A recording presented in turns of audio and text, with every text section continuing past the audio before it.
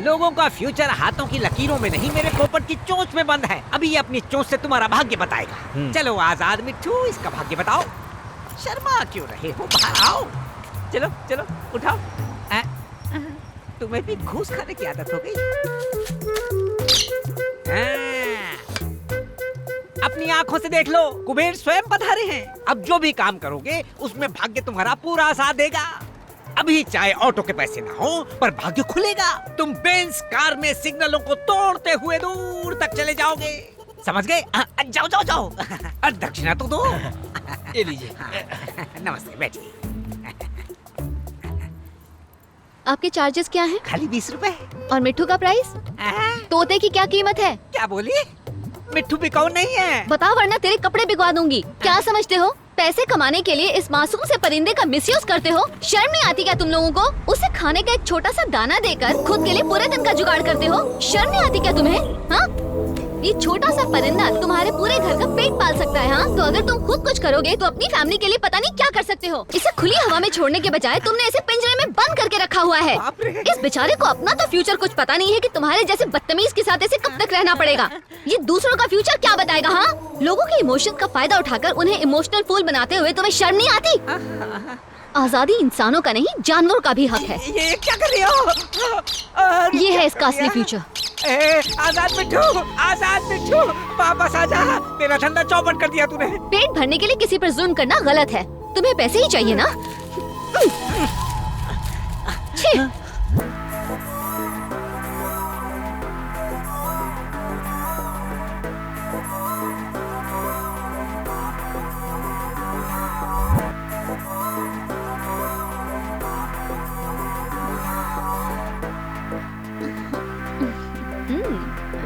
ये लो, पेट भर के खाना। हाँ, जुग जुग जी। और ले लो। बहुत अच्छा काम किया। मैं उस दिन गई थी वहाँ पर। क्या बात है, हाँ, चमक रहे हो। मुझे तो उसका सामान बहुत अच्छा लगा। अगली बार जाऊंगी तो खरीदूंगी। अरे रुक रुक, अरे कहाँ भागी? ठीक है, चलो। हेलो, क्या चाहिए? तुम कमाल हो, सच में बड़ी प्यारी हो। बल्कि सिर्फ तुम ही नहीं, तुम्हारी सोच भी बहुत प्यारी है। हाँ जानता हूँ, किसी अजनबी को ऐसे सड़क के बीच तारीफ करना अजीब तो है, शायद गलत भी हो, पर अपने जज्बात छिपाना भी तो गलत है। मैं तुम्हें बहुत ज्यादा पसंद करता हूँ। क्या तुम मुझसे शादी करोगी? तुम तो कुछ कह ही नहीं रही हो। मैंने कुछ गलत कहा तो सॉरी। हाँ, गलत ही तो है। किसी 2 बच्चे की माँ से यूं सड़क पर चैटिंग करके सेटिंग करना गलत है। रुको, मम्मी आ रही है। मेरे जैसी हाउसवाइफ सिर्फ सब्जी खरीदने और बच्चों को स्कूल लेने छोड़ने के लिए घर से निकलती है। अब तुम ऐसे रोक कर मेरी ये आजादी भी छीनना चाहते हो? रुको रुको, देखो मम्मी आ गई है। चलो अब घर चले। चलो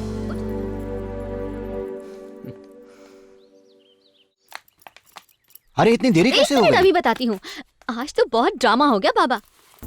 काम खत्म करके मैं घर वापस आ रही थी, एक बेवकूफ अचानक मेरा पीछा करने लगा। मुझे शक हुआ, मैं मुड़ी तो देखा कि वो ठीक मेरे पीछे खड़ा हुआ था। अच्छा, और फिर? बस 2 मिनट बात करके वो सीधे मुझसे शादी करने की बात करने लगा बाबा। अरे सुनते ही मेरे तो होश उड़ गए। मुझे तो लगा कहीं ये गंवार मंगलसूत्र जेब में रख कर न लाया हो। पर मैं हूँ तो आपका ही खून। पता है मैंने क्या किया? क्या किया बता? मैंने उससे कहा कि भाई साहब, मैं पहले से शादीशुदा हूँ और 2 बच्चों की माँ भी हूँ। माँ सुनते ही उसके तो दिल में ठेस पहुँच गई। उसका चेहरा पूरा लाल पीला हो गया। वो लड़का कहीं ये तो नहीं? लगता है शौक होगी।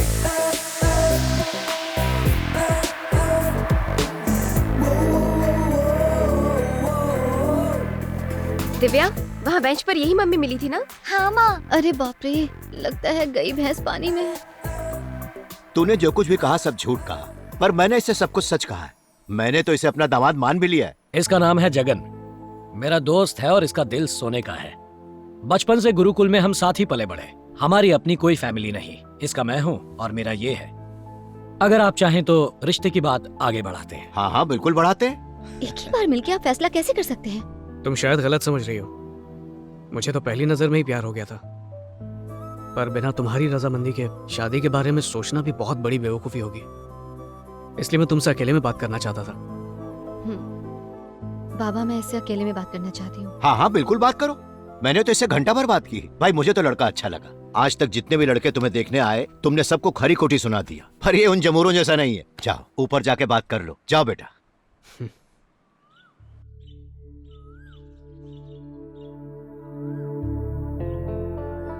मुझे शादी करके घर बसाने में कोई इंटरेस्ट नहीं। क्यों? जहाँ तक बाबा का सवाल है, मेरी शादी उनका सबसे बड़ा सपना है, पर मुझे लगता है मुझे कभी भूल कर भी शादी नहीं करनी चाहिए। तुम्हारी सूंघने की प्रॉब्लम के बारे में जानता हूँ, पर यह प्रॉब्लम इतनी भी बड़ी नहीं कि तुम किसी को शादी से ही इनकार कर दो। प्रॉब्लम तो तब होगी जब मैं तुमसे शादी करूंगी। मुझे पत्नी बनाकर कदम कदम पर तुम्हें मुश्किलें झेलनी पड़ेंगी। शुरू शुरू में तुम्हें शायद सब अच्छा लगे, पर जिंदगी भर झेल पाओगे इसकी कोई गारंटी नहीं है। पत्नी का मतलब सुख दुख बांटने वाली, ना कि जिंदगी भर का बोझ। और इसके अलावा एक बार फिर मैं किसी अपने की मौत की वजह नहीं बनना चाहती। माँ,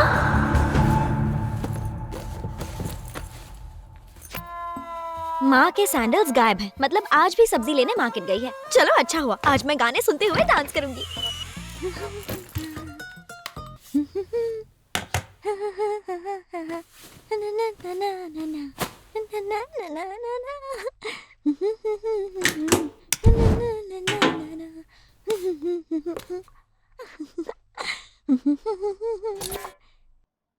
अरे यार, लाइट चली गई। इस लाइट को भी अभी जाना था क्या?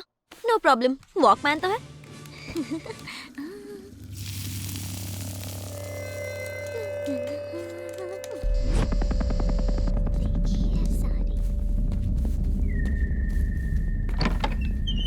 ज्योति स्कूल से वापस आ गई?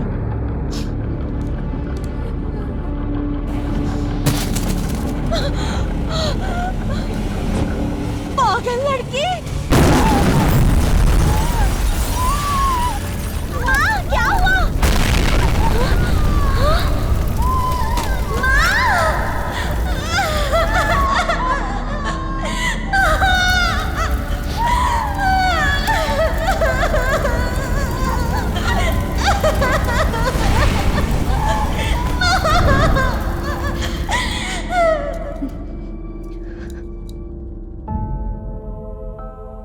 मेरी वजह से माँ चली गई और मुझे पता तक नहीं चला।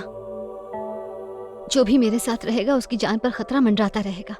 इसीलिए मैंने लोगों की भलाई को ही अपनी जिंदगी बना लिया है। अब हर कोई मदर टेरेसा तो नहीं बन सकता, लेकिन उनके बताए रास्ते पर तो चल सकता है। और भलाई के रास्ते पर चलने के लिए मैं हर बार अपने पति से परमिशन बिल्कुल नहीं मांगना चाहती। मैं सिर्फ अपने पति का घर संभालने में जिंदगी नहीं बिता सकती। एक मिनट, तुम्हारी शादी ना करने की वजह क्या है? तुम्हारा कुछ ना सूंघ पाना या लोगों की भलाई में तमाम जिंदगी गुजारना? एक बार फिर से कहता हूं, मैं तुम्हें बेहद चाहता हूं, पर फिलहाल तुम्हारी जिंदगी में बहुत कंफ्यूजन है। इट्स ओके, जब ये कंफ्यूजन दूर हो जाएगी मैं तुम्हारे सपनों में आने लगूंगा। और जब आने लगूं तो बाबा के हाथ मैसेज भिजवा देना। फिर मिलेंगे। एक और बात। हाँ? देख लेना, एक दिन तकदीर हम दोनों को मिलाएगी जरूर। चलो बाय। तो क्या पढ़ाया टीचर ने? सुना था अप्सराएं दिल से सोचती हैं, आज देख भी लिया, पर वो मेरी होके रहेगी। कोई पसंद तो आई है।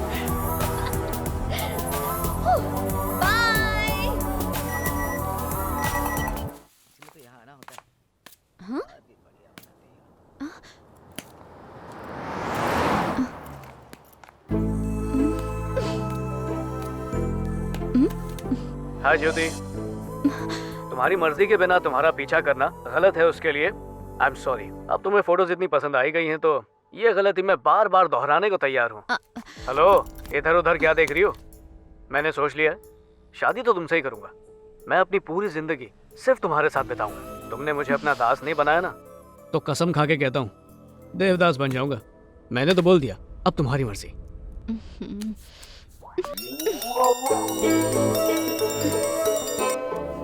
पापा बोल रहा हूँ, दामाद जी ने एक वीडियो भेजी, देखी? कैसी लगी वो? एकदम हीरो लगता है।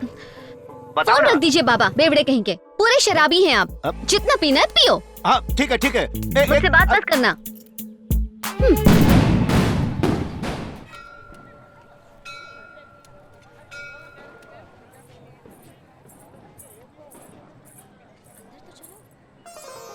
आओ बेटी, 7 सप्ताह पूरे हो गए ना। कार्तिक पूर्णिमा के दिन तुम्हारा व्रत भी पूरा हो गया। देवी माँ तुम्हारी सारी मनोकामनाएं जरूर पूरी करेंगी। ये लो, थैंक यू दीदी।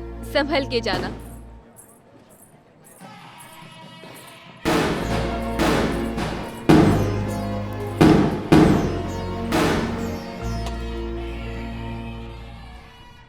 देवी माँ, इस उम्र में लड़कियाँ अपने लिए अच्छा वर मांगती हैं, पर मैं चाहती हूँ कि मेरी शादी ही ना हो। मैं नहीं चाहती कि मेरी वजह से कभी किसी को कोई कष्ट हो। प्लीज किसी तरह बाबा का मन बदल दीजिए, और जगन का भी, जो हर जगह परछाई की तरह मेरा पीछा करता है। प्लीज। अरे वो देखो, उसकी साड़ी चल रही है। अरे बेटी, तुम्हारी साड़ी देखो।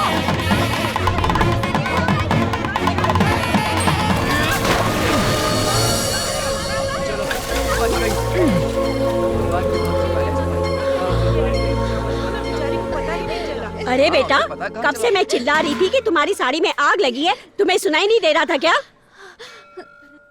शोर शराबे में कुछ सुनाई नहीं दिया होगा इन्हें। सुनाई नहीं दिया, लेकिन साड़ी में आग लगने की बात तो आई होगी। हर जगह तो दिए जल रहे हैं, इसलिए शायद ध्यान नहीं गया होगा।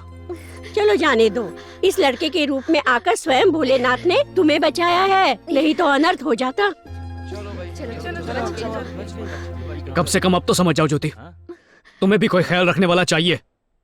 इसलिए नहीं बोल रहा हूँ क्योंकि मैंने तुम्हारी जान बचाई है। मैं चाहता हूँ तुम खुद अपनी हिफाजत कर पाओ। आगे जो तुम्हारी मर्जी।